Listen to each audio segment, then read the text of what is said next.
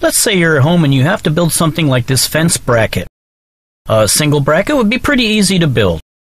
However, when you need to build 30 of them, things get a little more complicated.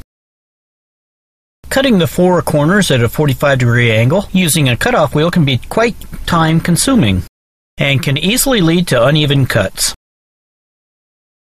This would be a great opportunity to break out your plasma cutter. But like using a cutoff wheel, cutting a straight line freehand with a plasma cutter can be quite difficult. To fix this problem, spend 20 or 30 minutes to build a temporary jig. Even if you throw it away after your project's done, it'll be time well spent. Here's how you build it. Start with a small scrap piece of plywood. Brad nail into place 2 1x2s that are cut at a 45-degree angle, and attach another 1x2 across those 45 degrees. Make sure you leave a gap underneath here so that you can slide the steel through.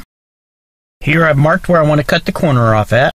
On your plasma cutter nozzle, plasma exits from the center here. The distance from the plasma jet to the outside of the plasma cutter nozzle is 1 inch.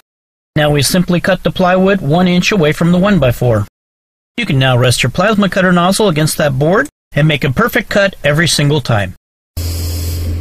Okay, let's do a little hands-on work and I'll show you how easy it is to make these cuts now. Oh, and how fast.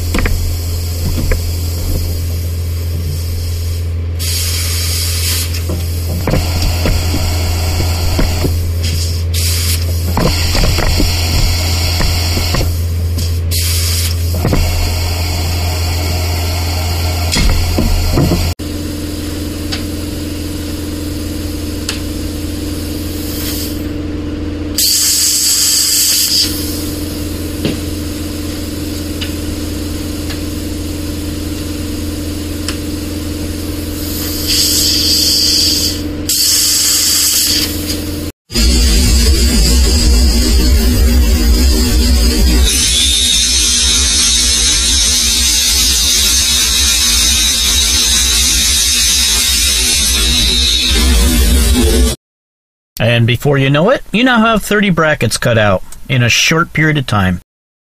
Well, thanks for watching.